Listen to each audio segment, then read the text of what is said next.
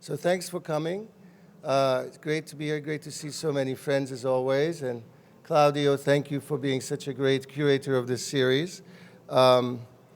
It's always a pleasure to see that people at Art Basel actually show up for these more high-minded conversations, which are such a nice feature of this extraordinary fair. It's, as Claudio mentioned, it's not a coincidence that we're doing this conversation today. How many people have seen 14 rooms so far? That's great. So one of the great highlights of this year's show is 14 rooms. Itself an evolution of what I think was 11 rooms, maybe even 9 rooms, I can't remember. 11 rooms, and Herzog de Meuron have created a space for this series of performance spaces just down the hall, I think, that way. And we thought that this is a perfect occasion to have a conversation about how the art world is making space for this kind of practice. And Otobong Nkanga is one of the featured artists.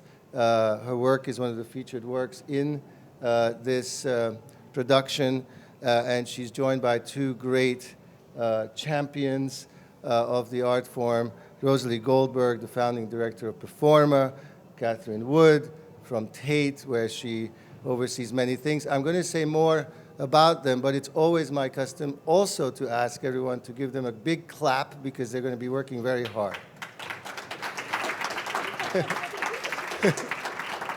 My job is the easy job. As a matter of fact, I think we are the 15th room. This is the 15th room. Our performance is the 15th room in this production. Performance, time-based art, as we now call some of it, has been with us for a long time. It's been a big part of the history of modernism, you know, Duchamp, Futurism. Every wave of modernism had performance practice of some kind associated with it. Golden days of performance in the 60s and 70s. Great deal of work that happened, but it was always happening slightly off-center. And today, despite this very venerable history, there's a sense in which performance, time-based art, is sort of a new kid on the block. Even though it isn't really, it sort of feels like the new kid on the block. And it's moving to the center of the art world. There are many, many expressions of that. You see it in 14 rooms. You saw it a few years ago here at Art Basel, also the Il Tempo del Postino performances. You see it in virtually every institution that is trying to make new spaces for this. The new Whitney, Venice Biennale, from Sharjah to Hong Kong, everywhere. This is now moving to the center. And you're seeing new spaces, you're seeing new curatorial initiatives, new research initiatives, new publications, new educational formats. So there's really a sense of energy around all this. And it's not really just sort of visual art performance or conceptual choreography, as you call it, or sometimes call it. It's also all kinds of durational work that are happening, film, video, digital actions, which themselves are related in complicated ways to, of course, more traditional forms of performance, which are always somehow around the edges. Theater, dance, opera are in a dialogue with all this. So what all these forms of practice have in common is that they're not about objects. They're about other things. Objects may play a role, but they're really about relationships, human agency, social interaction. They are transitory, they're ephemeral, they're usually live, and they're often very political. In other words, they're kind of work that the art world, and particularly the museum world, is still sort of adapting to, because we weren't necessarily set up to show this. Museums are a kind of technology developed to venerate objects.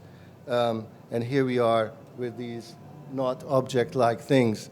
The market, again, is primarily set up to trade in objects and is having some level of difficulty figuring out how to, for lack of a better term, monetize this area. The philanthropic and support systems of art, again, were not primarily set up for this, so they too are adapting. And these are all the things that we want to talk about. How do we catch up to these art forms? And as I was thinking about all this, I thought it's a little bit like when you have a new kid, a new child in a family, right? A new baby arrives, although this is not a baby. You need a new room, you're going to need new stuff, you're going to get different things at the grocery store, and most of all, there's going to be a new family dynamic. There's going to be new boundaries, new relationships, adaptations need to be made. So those are the things we're here to talk about, and we're not here to sort of parse the sort of aesthetics of performance, because then we would have to have you stay for the whole day or week, and we could have a course that we could teach you about that. But I've asked my colleagues to be stubbornly practical in the end, because we have in the room collectors and powerful decision makers and observers and writers, and it's a good opportunity to ask, what is it going to take to support and sustain this kind of work, and to make it, to create a strong ecology for it. So I thought that where we could start, and we'll do the usual thing, we'll talk for a while, there'll be questions and answers at the end, we'll stick around afterwards so you can also talk to us individually. But I thought that we would start with a question which is sort of very obvious, but I think needs to be asked, which is why it matters. Why is performance, why is time-based work important? And I thought we'd start with Otobong, since she speaks from the point of view of someone who does this. You're from Nigeria, you studied in Paris, you're finishing up your Berlin fellowship and moving back to Antwerp, where you live. You are a 21st century peripatetic globe-trotting artist whose work is itself often about migration and dislocation and diaspora. And you do work in other mediums as well. So tell us why it's important for you. Oh, okay. I just think that there are multiple ways of expressing oneself, expressing the world and looking at the world. The world is filled with many things, and also with technology, new technologies coming up. But at the same time, we are human. We feel emotions, we feel certain things that cannot always be transmitted through one media. And I'm talking as an artist, just thinking about the way I work or the way I look at work, is that the possibility of the mix of things, also having time to slow down and to look at things within a world where things are going so quickly and so fast, is actually an interesting point of view to actually take the work and to develop the work within the context of exhibitions or museums or alternative spaces, because people come and they make that decision to come and see a work, to come and look at things, and so it's important to give the time to it, to look at it. And as an artist, you are in a certain world and a certain way of thinking about the work, but at the same time, the notion of performance and brings in the body, brings in the voice, brings in the interaction with the public, brings in time, brings in space, brings in so many things that gives it that kind of complexity, because in a way we're living in a world that is that complex also. I'm making it very concise. Oh, no. and I mean, but for you, of course, as an artist, it's also a personal choice that you took your practice in this direction. Why would you move in this? I think generally I've always been a performer. I think from the day I was born, I performed. I screamed as a baby, came out. No, we all perform as babies. I think we all did, yes, we did. But at the same time, living in the context of my childhood in Nigeria was or still is a place where the energy in which, and the kind of context and the conflicts and the environment only makes you to enter into a space where you have to interact with people. You can't just move through space. Like living in Lagos, you had over 20 million people, which is a very physical space. Mm-hmm. And so that notion of physicality became very clear and became something that you use every day. Once you wake up, you're in it. You meet the different people, and you have to be instantly in the moment because anything can happen at any moment. So I think coming to Europe and working here, I realized, that it's something that is part of my way of expressing. I could write a poem, sing a song. The next moment, I'm extremely happy. The next moment, I'm busy rushing off on something else and angry. So it's this kind of explosion of emotions and explosion of being that makes it possible to think of a work in relation to that way. Mm-hmm.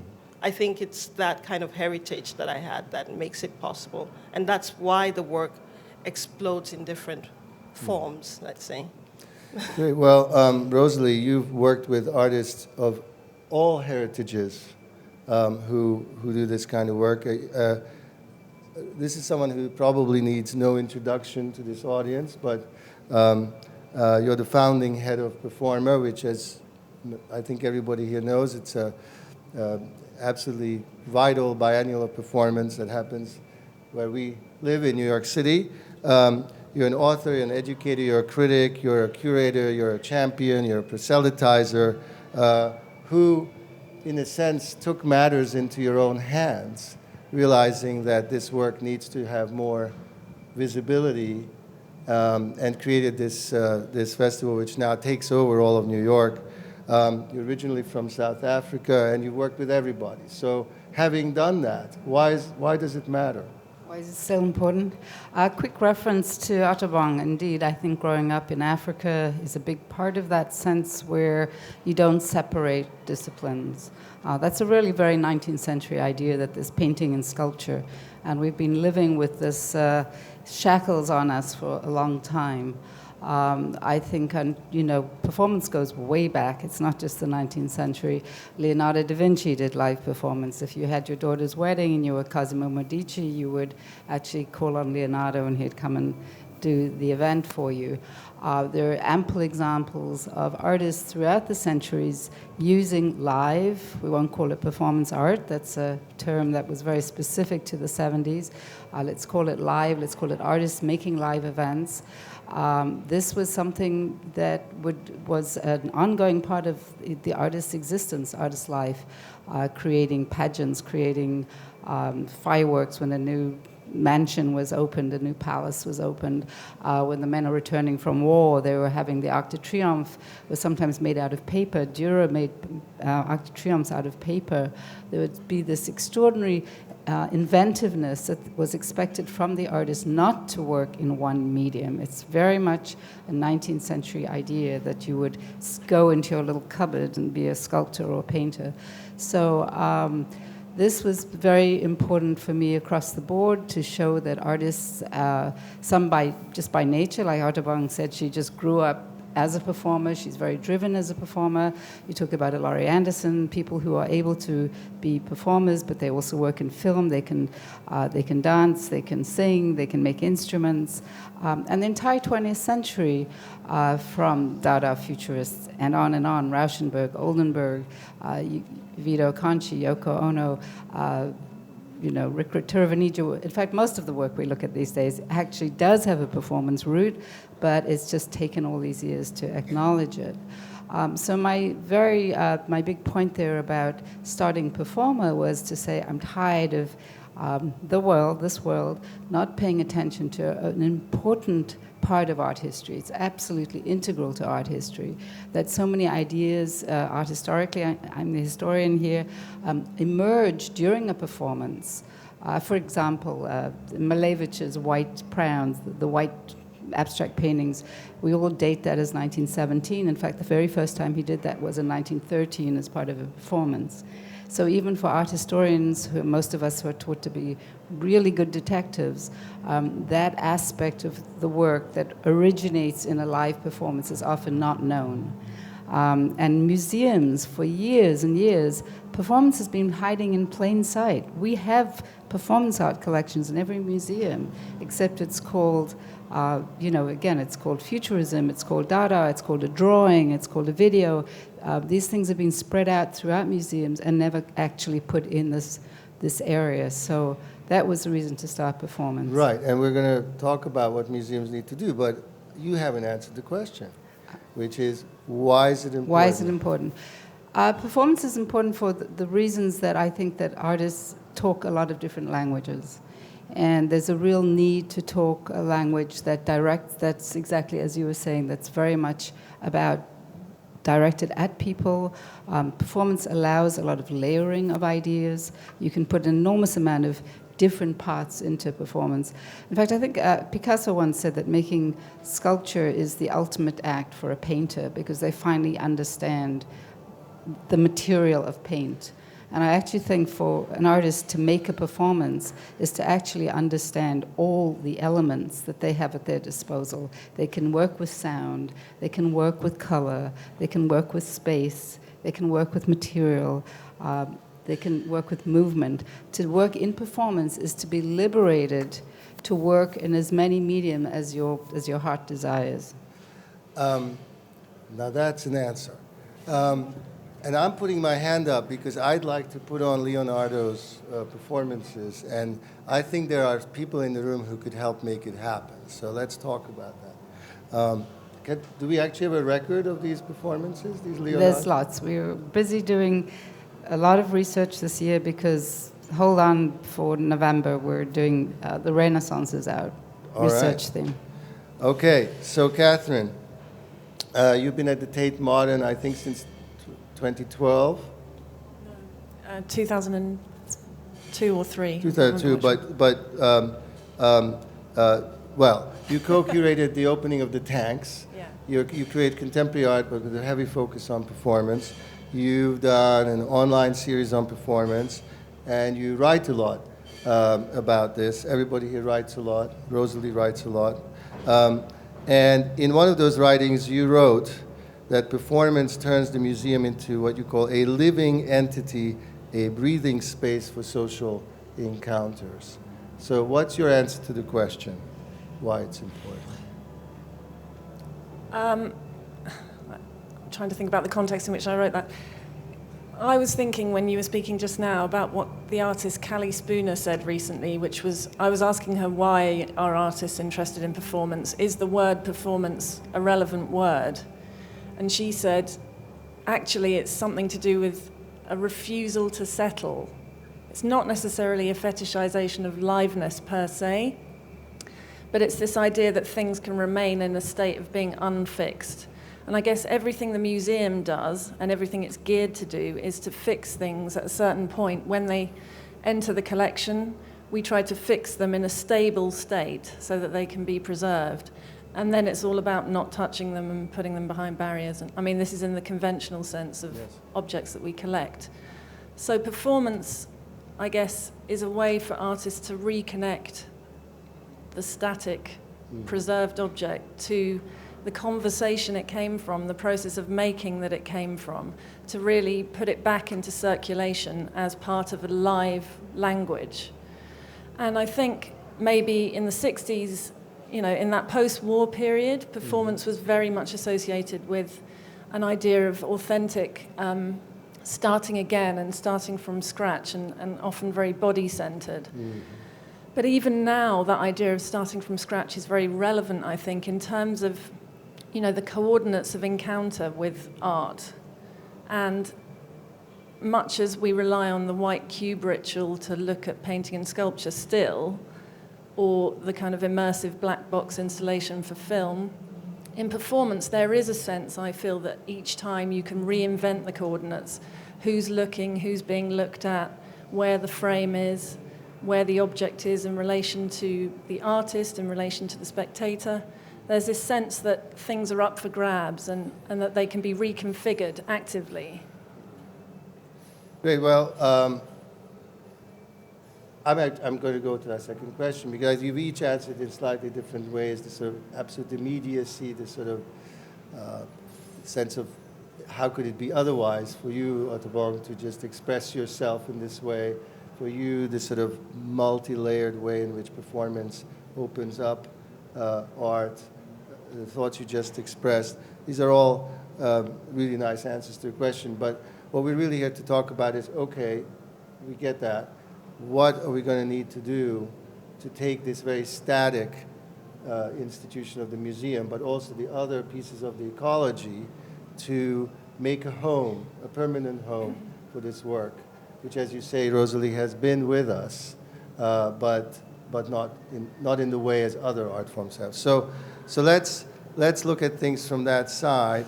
And again, I'd like to ask each of you to name one thing, and we can talk about other things, but for now, one thing that needs to happen that's going to make the art world a better place for this kind of practice. And I think we'll start with you, RoseLee, because I know you've done more than one thing. More writers. I think I think writers are the best. I think what is really necessary in how, I think of the writer as what do they call it in the war zone, the first offenders, the first people there to talk about the work. And I find what goes on with a lot of performance material is that there's very little translation for an audience that wasn't there to understand what that work is about. So I'm really into growing writers, and that means knowing the history. I think the history is deeply, it's just still this huge area. It's like this big wash of sea that people have to still dip into. And that again, this is not just to be academic. People would think, well, what is she getting so academic about? Because we can react, and that's actually a remarkable thing about performance, is that for the viewer, you don't need that intervention. You don't need the history. I'm looking at you. You're sitting a certain way with your knees bent over. You're not wearing socks and so on. There's a narrative, and I can read that human being. So there's a built-in narrative to performance which makes it very accessible. Mm-hmm. But then in a larger story, when we're moving into a museum environment and then word gets out about the nature of a work, or Otobong is doing a work, how is her story then being told in the languages that we have? And the place that I find the most, I find the audience is very, very excited and responding to the work. They get it. There's a sense of immediacy to what they're understanding. But the moment it hits this next layer of the art history of the magazines that we're writing and the newspapers, there's an enormous gap. There's very little reference. As somebody who writes a fair amount, I'm wondering where are these writers going to come from? Out of the sort of traditional art writer style of writers, out of the more theatrical or music-based writers? Do they have to? What is it that the others aren't doing that these writers would need to do? Well, the interesting thing about the people who write on performance, like the artists who both said here, you don't want to settle, you don't want to be one or the other, the writer of performance actually needs to carry many different histories in their head. Mm-hmm. They really need to understand. It's almost like the Chinese juggler when you're keeping a lot of plates in the air. There is a need to understand what's going on in dance history, and that means this deep history all the way back of 20th century, if you want to look at Isadora Duncan or further Ruth Fuller and further than that, and how did this avant-garde, very choreographic dance emerge in the 70s and then 90s with the French group of Jérôme Bel and so on. But in order to understand how that now is moving into translates and becomes Tino Segal, you need to understand a long thread of conceptual art and how those two played and at which point those two cross over. So the writer on performance is actually, again, somebody who doesn't settle, somebody who doesn't say, I just write about objects, or I just write about film, or I just write about painting, but hopefully is somebody who there's an extraordinary curiosity to understand these cultural languages and shifts all across disciplines. And I think that's an exciting part of a comparative discussion about what kinds of media the artists can use, which is the nature of the way it comes out in real life. But in the way performance is doing to writing, what it's also doing to museums, because it doesn't fit into the good old categories. And of course, here too, you're taking matters into your own hands, because I know Performa has now begun to try and create a kind of new bench of writers with your own. Catherine, for you, working inside a museum, but you don't have to talk about museums, we'll talk more.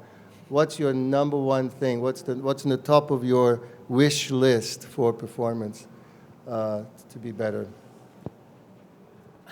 Well, this is maybe a general point, but a conceptual shift that I think we need to make is to think of the institution in the terms that in a conference we recently held at Tate, well, last year we held at Tate, about the Laboratoire Agiart in Senegal in the 1970s, where the artists Issa Samba and LC and others created a space that was kind of born from experience but manifest as poetry, performance, painting in a inherently social setup.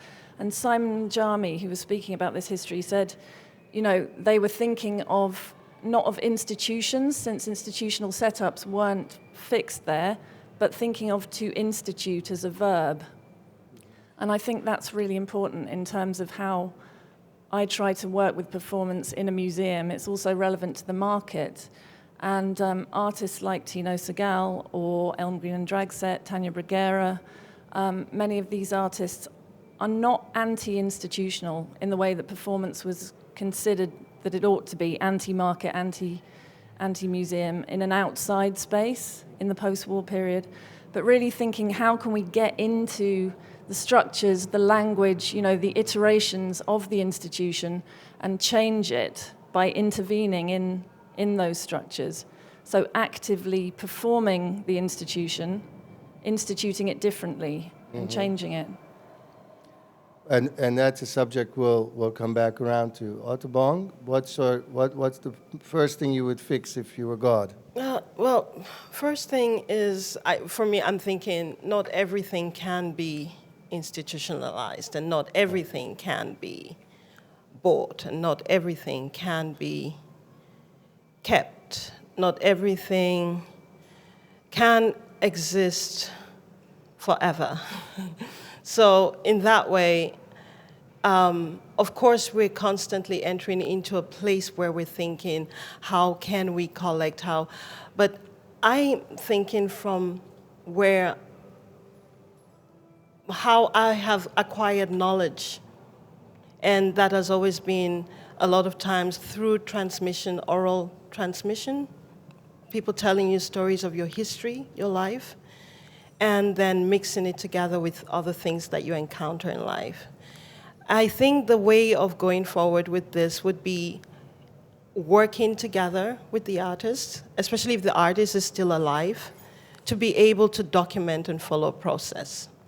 If you're working with a museum or you're working with an institution, that they also are aware that it's not, oh, just come and do a performance, because you hear that a lot. It's just do a performance, just a performance, as if it's something that is a cherry on the cake of every other thing.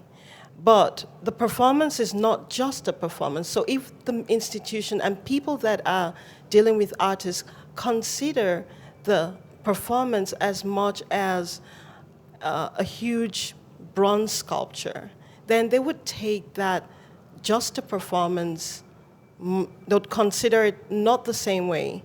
Because when you ask a conservator, or when a conservator asks you about this piece, they're like, where did you make it?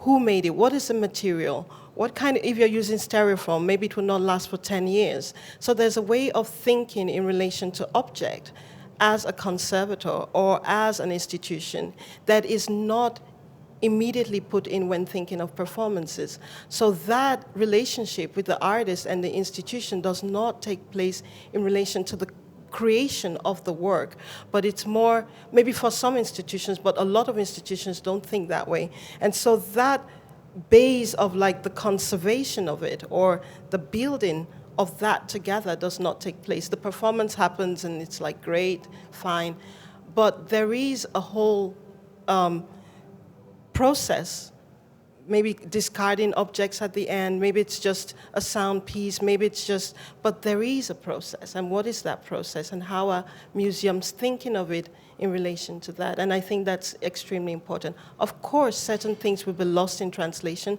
How do you translate emotions? How can you put a score on an emotion? It's quite difficult. There are things that are not tangible, and those things, it's possible to let them go, but to understand the essence of what they are. Well, and that's great, because that's, I'd like us actually to continue on this theme of how we re-engineer museums. It seems like, as you were saying, both going into the work in the sort of gestational period of the work, there has to be a different kind of relationship to it, but also afterwards and during in its actual presentation. So what does that mean in terms of the established curatorial process, for example? How does that have to be reconceived to accommodate this work? You know, museums, firstly, let's backtrack a little bit, have completely changed from the museum we might have gone to 20 years ago. I don't know about you, but when I used to go to Paris in the 80s and go to a museum, and, you know, you'd whisper and you'd talk very quietly, and you'd be sort of the only person there up on the hill, and that, you know, in the Musée de l'Art Moderne, and there'd be just one cute guy in the corner, and it was like, okay, you know, just hello, that was it. You know, the museum has changed. Probably Tate, I mean, Pompidou before, some Pompidou before, but didn't quite make it because they kind of went too Cedric Price on themselves. But Tate Modern created a space that said, welcome all ye who love or don't love art, come on in. And the space is a very big space, and it's there to engage for action. And so the museum has already changed so radically as a place of activity, of a place of noise, of a place of action. And even those spaces that didn't know they were creating that, like the big atrium at, I mean, certainly you have it at the Turbine Halls, it was clear from the beginning this space could take, you know, army tanks. It could take, you know, sort of sunsets and sunrises and beautiful pieces by Michael Clark. The atrium at MoMA has discovered that this very uncomfortable architecture space actually works as a performance space by chance. It was not built that way. So we're looking at museums that have already radically rethought themselves. A longer history there. I think a lot of it comes out of loft living in New York in the 70s and so on, but we can look at that on another day. So in terms of the architecture of the new museum, the contemporary museum, it is built to take a lot of people and a lot of action.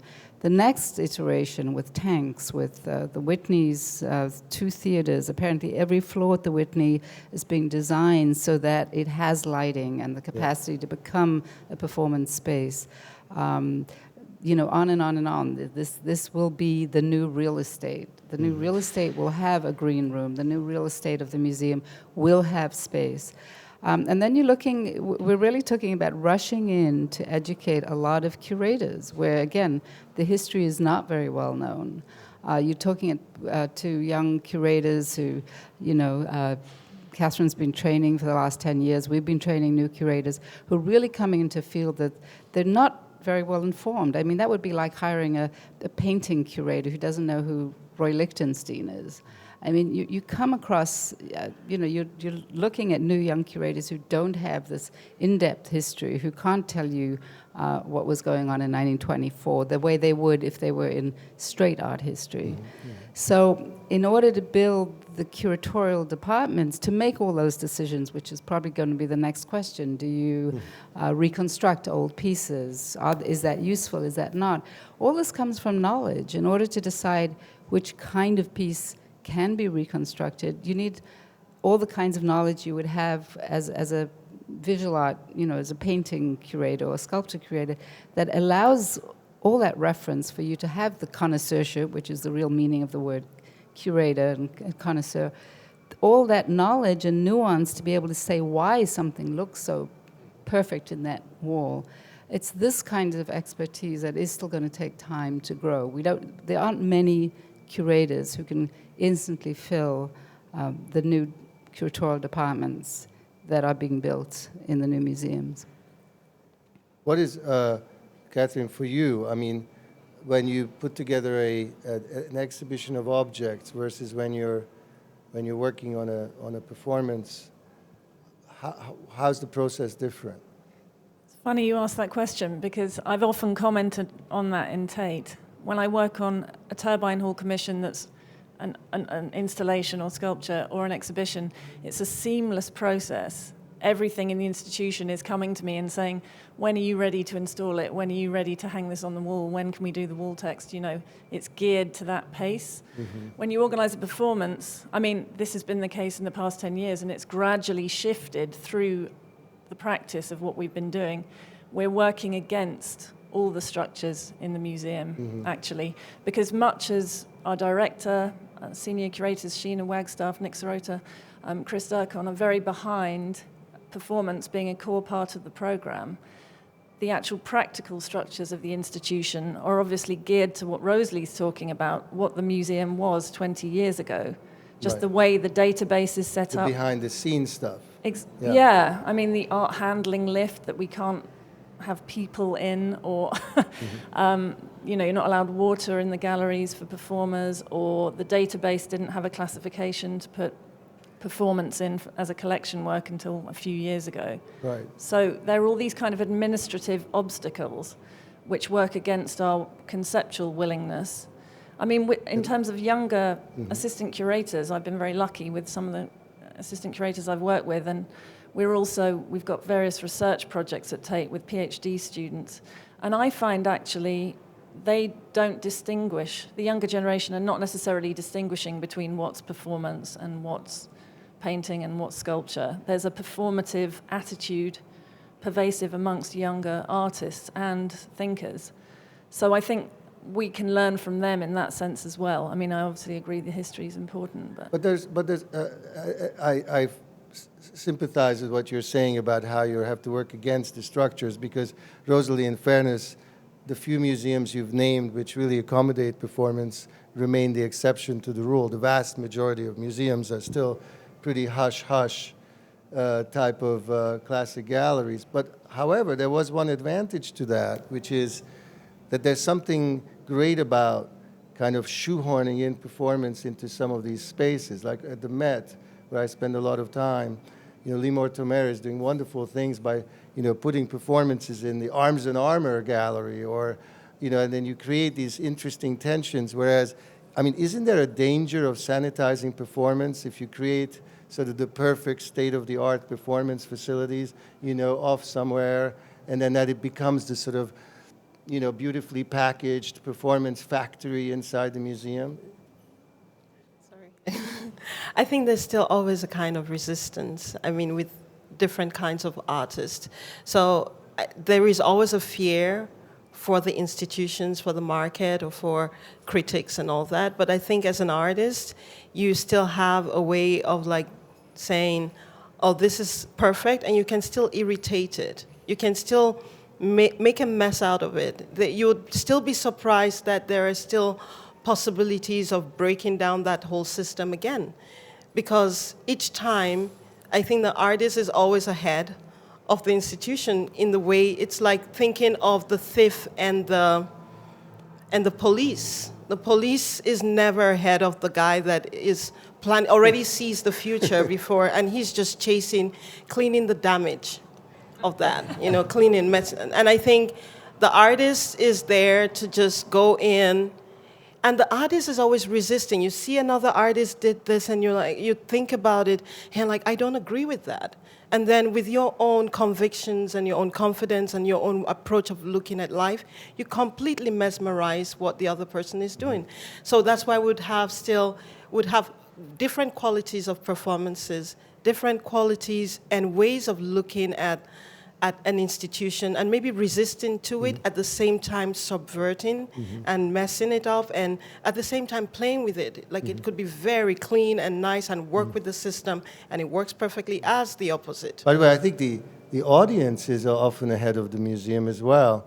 I mean, there's a performance piece up in the halls where people put on headphones and they're given instructions what to do. And as I understand it, one of the instructions is take your clothes off. And yesterday there was someone who took their clothes off. So maybe not every curator at every museum would be comfortable with that idea. So it's actually the artists are a little bit ahead, and the audience is sort of game, but sometimes the institution is not game. You were nodding. Well, Maybe in agreement or disagreement. I was just thinking of how many times I've invited an artist to do something which I think they might do, and they do something different, and it's always much better. But, you know, in terms of what you're saying about the institution taming performance, I was thinking back when you said that to the first performance I organised at Tate in 2003 with Mark Leckie. And at the time he was organising performances in a lot of kind of underground spaces in his studio in a nightclub in Brixton. And I'd invited him in to Tate Britain, where we were staging work then as well. And I wasn't sure how he would make that transition, or whether it was very problematic to say, come and make something that you've been making in a pub, you know, within the neoclassical columns of the high art institution. But geniusly, he turned the whole situation around and said, I want to borrow a work from the collection. I want to put the speaker stack I'm using on plinths. I'm making a conversation with your Jacob Epstein sculpture and my sound system, and turned it into this extraordinary kind of high church-like situation, which we were a part of. And it really felt like it showed me what the museum could be in a completely different way, which was this shared social encounter with an artwork through time. And it was after hours, but it felt new and challenging, but at the same time, it was kind of performing beyond a complicity, but a kind of almost like a reverence for the museum rather than a criticality, but in a very strong way. It was kind of part attack, part synthesis. And I just want to pick up what Otobong was saying in reference to this. When an amazing artwork like that happens, which is always great, because it doesn't always, not always that great, let's admit. But when it does, what's the responsibility of the institution after that moment? I mean, we know what happens to the objects. They go back into storage, they're recorded, they're preserved, they're studied, they're conserved, whatever needs to happen. But when it comes to performance, what are those next steps? I mean, are the structures there to put everything away? And I mean, what do you do? Well, we never acquire work at Tate that we've commissioned for an exhibition or a performance without seeing the work. So we don't commission a work and before we've seen it say we know we're going to buy that. Anything we buy is an example of the artist's work that we think best represents that artist. So it has to be a known entity, and it has to be discussed, obviously, via all the committees and trustees. But through the live practice of the performance program, we have developed relationships with artists, and we've found work that has subsequently been acquired for the collection, such as Tanya Bruguera's Tatlin's Whisper 5, for example, which was first staged and later acquired. Other work that happens at Tate is archived. So the documentation is archived, but it doesn't mean that the props or anything else is collected. And should it be, it's the same what as are any we aiming for? Well, it's the same as any temporary exhibitions or the the Turbine Hall Commission. We don't keep everything we show. We have this research network at Tate with the Van Abbe and others called Collecting the Performative, which is addressing exactly these issues that Otobong's talked about, because the ways of accessing and preserving this work are myriad, and we're trying to work out the best ways to do it, and it's not there yet, but it's a live conversation for us. We're doing that slightly differently because we don't have an institution to put things in. In fact, we don't have an institution other than in concept. We move around. All our spaces are always very different. We don't have the white space that people need to mess up, although now and then we wish we had a white space just to keep things a little clean. But what's interesting and different, because of the nature of Performa, that we exist every other year as a biennial, is really that build up to the work and the work after, what happens to it afterwards. Because we're very much focusing on the commission, unlike, say, with Catherine, who's got a program every month or every 6 weeks that's ongoing, and she's in a sense, has to move on. We will take a very particular project and grow it over time, and it's a very close relationship with the artist, which also allows for the idea growing over time online, where we're maybe articulating very particular pieces of the work, or like last 2 years ago when Russian constructivism was the theme, really to work with a young artist like Liz Magic Laser and have her read the reader. We create readers for the artists. So it's actually this quite a strong immersion process for the artists. Or Ryan McNamara last year, he had almost 2 years to work on a project. And typically, actually, Ryan said to me, the first thing he said, you know, I usually take 3 weeks to do a project, not 2 years. I mean, it was almost like total panic. And I said, don't worry, we will base it on the way you typically work, but you do have this time. And that time actually resulted in a formidable, really extraordinary work that could not have come about if it were done in 3 weeks. So there's the pre-build-up that we feel is very much important to bringing the audience in, to bringing people to understand this intellectual, these markers. And then the post work really is also continues for us because it's online. We have it's hard to believe, but we have 5 million hits on our website in 3 weeks during the biennial. So there's that question of how do we keep the attention of those 5 million, whoever sitting there hitting that knob 5 million times wants to see more. So we're expanding it as we almost expand somebody's brain. We don't let it stop there. We feel there's still a much longer life. And then we also tour those pieces, or we try to build them as co-commissions. So something might go as Callie Spooner started in Amsterdam, at Stedelijk, came to Performa, went to Tate Modern. So we feel also that this rolling stone of gathering, changing, because the work also changes, which is very beautiful. So that's an interesting point. But speaking of time, how many people have questioned? 0. Perfect. A 1. That allows me to ask a question that brings our conversation, which doesn't have too much more time, to go back to this fair to some extent. I want us to talk a little bit about getting paid. And there are 2 sides of that question. One is, how problematic is it to get performance-based artists to get paid in an institutional context? Supported. If let's say supported, pretty words are always happy ones. And but on the other hand, what about the market and how does it go about supporting this work? But maybe talk about the institutions a little bit and the experience you've had supporting this work so that it's financially viable for the artists. It's a difficult question. This kind of work and its refusal to settle often falls between the gaps, I think, financially.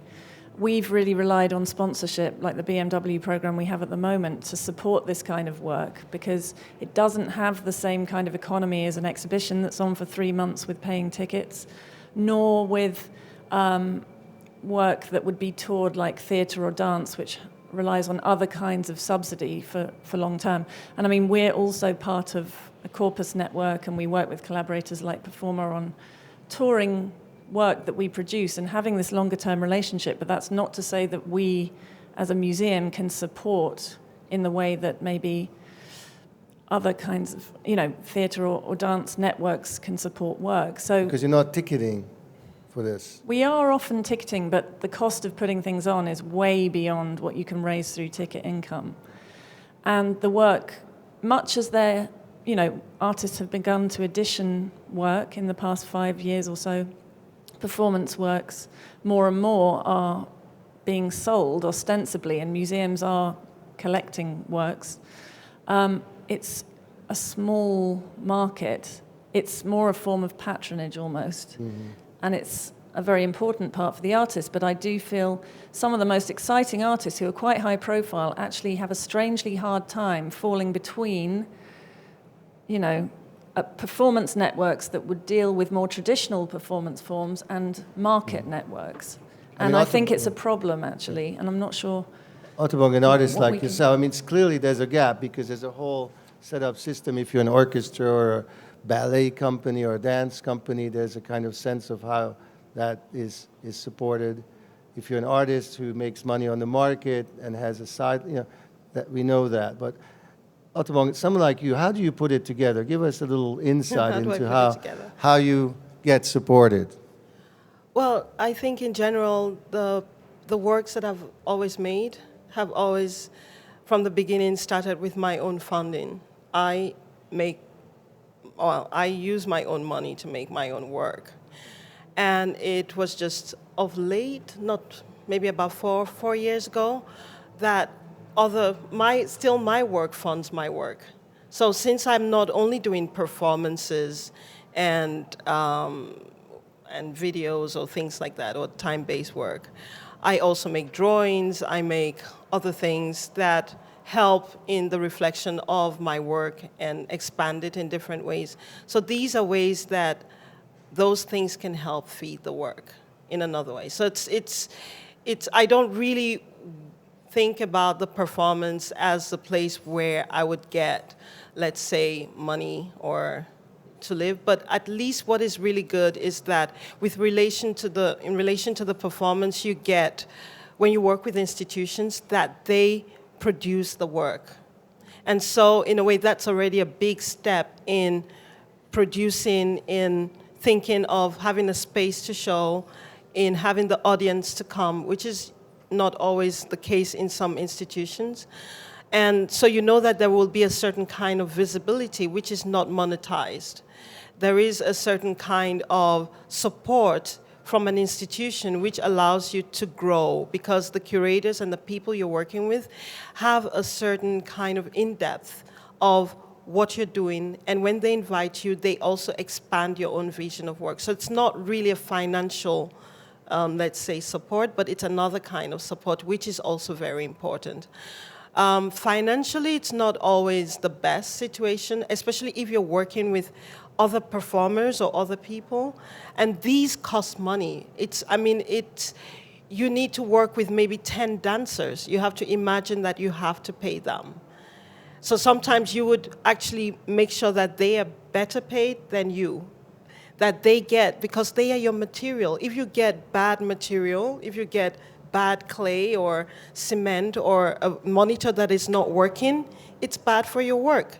So I would prefer that my material or the tools or the people I'm working with are of quality, and that they are satisfied in the way they're working. So you have to find where you're fighting your wars or what you're gaining in between all that to be able to do it. Do you have commercial representation? Yes, I have 2 galleries. And are the galleries at this point supporting the work? They are supporting. I mean, in general, it's always a very difficult thing to think about how do you sell a performance. But it's something I think a lot of artists and some of my friends who are performers are really thinking about, like, okay, I make only performances. I don't make photography, I don't make video, I make performance. How can I make money out of that? How can I continue to exist and still develop my ideas? So there are multiple ways of thinking of it, and we discuss it among our friends, like, oh, okay, how are we gonna do this? Blah, like, yeah. And so there are ways of, like when we think of Alan Capro, I think he was quite ahead of his time in relation to thinking of scores and his work, bringing in his work the score and thinking of it for the future, that you would have other people being able to enact that score at a certain time. And so there are multiple ways in which artists are trying to deal with it today and looking at multiple ways of looking at even a performance as an edition. So that museums or collectors can collect them, but they have to put also conditions with that work. So it's not just hanging it on your wall, but it's really thinking about who is the audience that is coming to see it. If it's a certain kind of piece, would you want have only 3 people in that room? Or is the piece made for 50? Or is it made for 100 people? Or is it made for 1 person? So you have to also consider the audience within that way of conditioning the work for sale or for for a museum. And so many other things come into play in relation to that. But I think a lot of artists are really thinking about it as there are more and more performances, and galleries are also looking for ways in which they could get clients or new collectors to also take that medium on time-based work to consider it as much as a painting they would buy on the wall. And what gives you hope in this respect, and what worries you about this process of sort of the commodification of performance? Is it all, first of all, is there really a market for this? And is it working? Are there dangers of it sort of moving you in a certain direction? I don't think there's a market. I think there's a few very curious people who are intrigued, just the way people buy a manuscript of Mozart's last aria or something. I mean, I think the museums are taking a very serious position, which they now must, to preserve and keep a record of this material. I'll go anywhere to find a way to support the artist. Somebody like Joan Jonas has spent her whole life trying to figure out how to make performance and yet have things to sell. I think the younger generation, as Otobong is saying, is she faces it quite practically and realizes that her artwork is more likely to support her, and the performance is going to have another costing attached to it. And your other point, Otobong, when you said people say, can't you just do a performance? Again, I think people it is another world, and there's not much understanding of how expensive it is to produce performance. People are expensive. So people to work with you, people to put the lighting together, people to arrange curating, rehearsal spaces, and on and on. It's very different from finishing an artwork and creating it and sending it to the museum. It's a very different economics. And again, we straddle more like a performing arts model sometimes, where if you go to a performing arts festival and you say this project is $80,000, they go, oh, that's fine, that's good, let's go. You go to an art world and in an art environment and they want to do something here, and I say, well, it's going to cost $80,000 for 2 nights, and they go, whoa, we can't do that. We only have $25,000. And I said, well, $25,000 is two, it's 2 monitors and it's 3 sound machines and it's, it's 1 airline ticket. So the financing of performance is very different. For each of us, we're completely artist-centered. The whole idea here, there is no money to make out of this. The whole idea is supporting new work, the vision of the artist. With Performa, crazily enough, and I shouldn't say this in public, but we let the artist come up with the idea, and then we struggle like crazy to go out and determine and promise to find the funds to pay for it. So you get projects where, I've heard of another artist then go to another venue and get, $7,000 to do an art commission, whereas we've gone 10 times as much based on the vision of the work. So it's complicated, and it's a new kind of economy that everybody, I'd be happy to, for all of us to talk more openly about what are these economies, because I think there's just not much knowledge about it. Yes, I think we're still at the beginning of that. So the lonely question, do we have a microphone? And the question doesn't have to be lonely, so if other people feel moved, and we will stay, so you can talk to each of us. Please introduce yourself and tell us what your question is. Thanks a lot for being here. My name is Raj Udeshi. I'm from New York. I'm part of a newer NGO called Emerging Collective, and we're trying to put on more immersive art experiences, and mostly they're around activist work. And so because of the nature of immersive experience plus activist work, it's very important for us to use disused spaces, not the Greek column Tate type stuff. And it's nice to see, both the Met and the Tate have turned their, innards into raw spaces to accommodate such avant-garde work. My question is around business models. I mean, I have a few questions, so many, but really around business models. There's other industries we look to. I come from a tech background where new media can help fund it's just different ways of making money on things. Or the music industry, where ticketing is how they make money, from Buddy Holly to now, there was a small period when people did make money selling actual songs and CDs, I guess. But really, from Buddy Holly all the way till now, the way the musicians, artists, made money is performance, right? And so, whereas... So the question is there a business model based on that in your world? Not for us, really, because, say, for example, the craftwork events that we did at Tate, the craftwork retrospective, I don't know how much I should say about this either, but people assumed we made money out of doing that. But our website and everything was completely jammed with people trying to buy tickets for that. We could have sold 100,000 tickets, but our capacity in the Turbine Hall is 1,000, and we could only sell 900 tickets after the artists' allocations.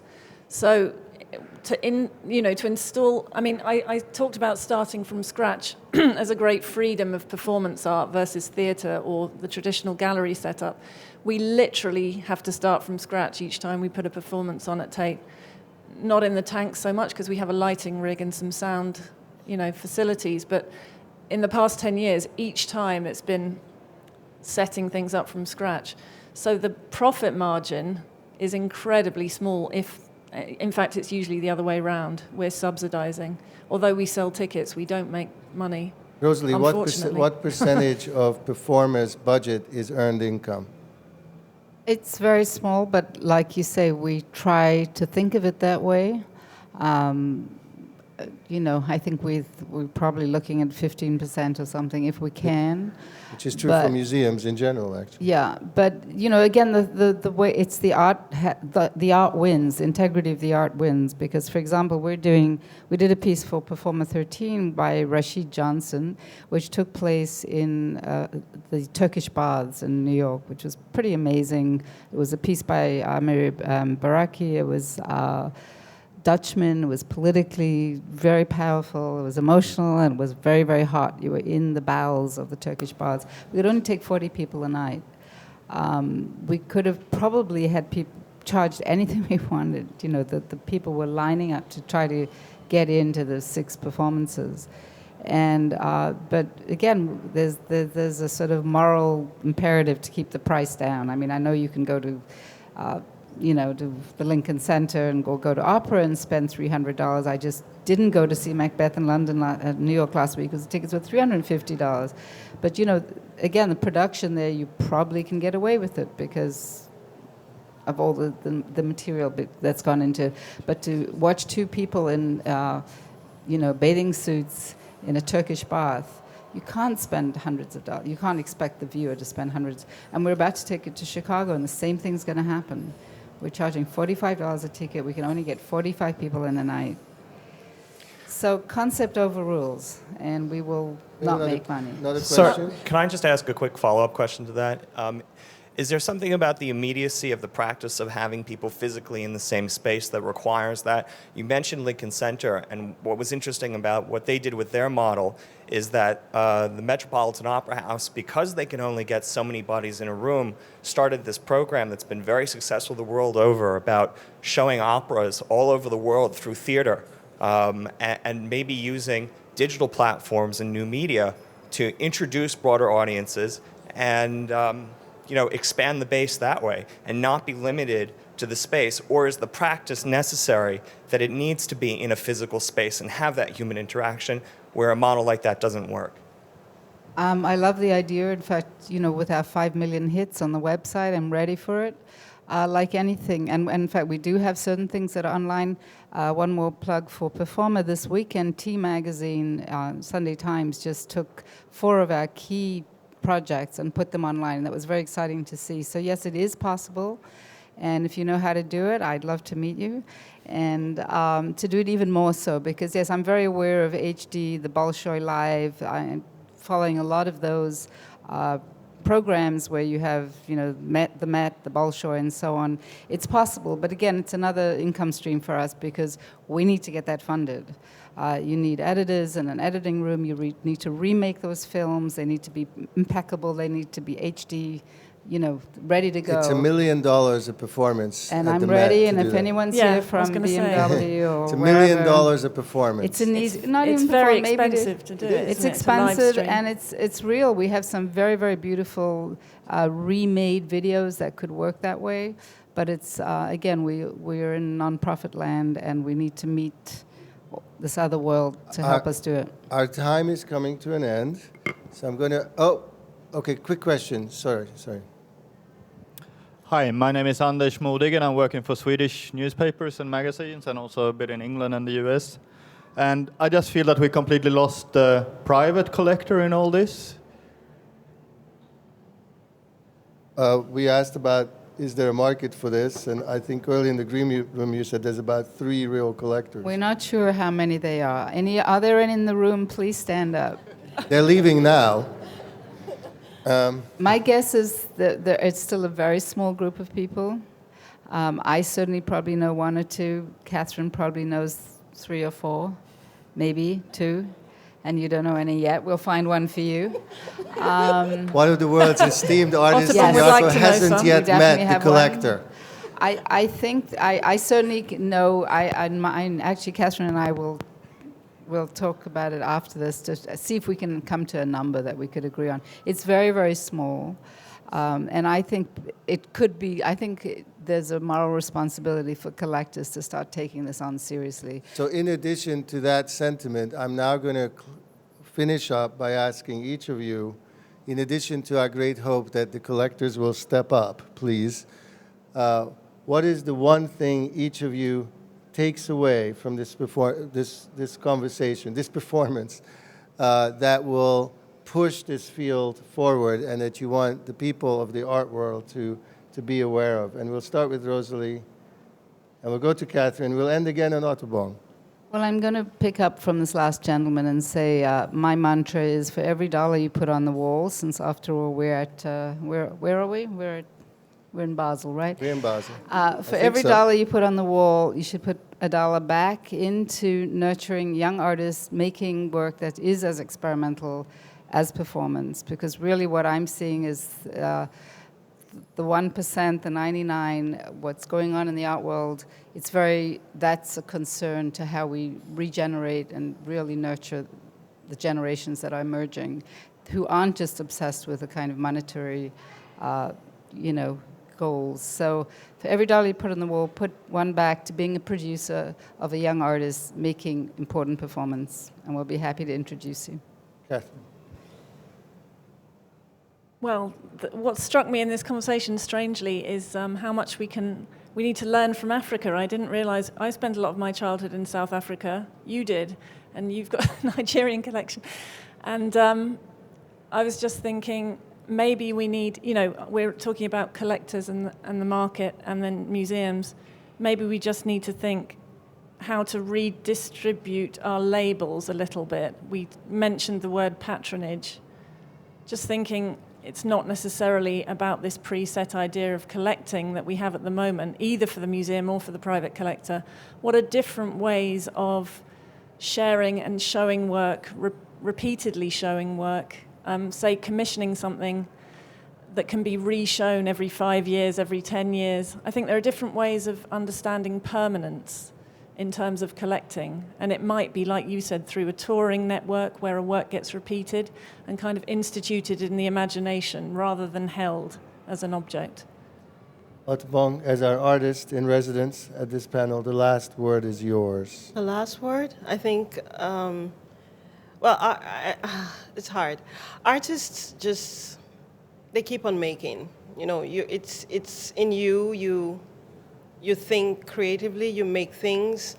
And collectors or no collectors or no museums, there's always a space. Either you make work for your community or you make work for your friends, and you build your own community, you build your own spaces. You can negotiate also the work, also in terms of finances, not necessarily finances, but networks of people that are able to help. In exchange, you might cook a meal. In exchange, you might, You might have sing for them on their wedding day. So there are other ways of like that kind of exchange, which is interesting. And of course, museums have their own agenda, and artists always have an agenda one way or the other. So for me, I think working a bit more with institutions, then I'm very conscious. I become more and more conscious of how can the work find a place that would retain its integrity over time if it has to, or would disintegrate beautifully if it has to. Well, in the hope that this work will maintain its integrity sustainably over time. Thank you very much for the conversation. Thanks for coming. Enjoy the show.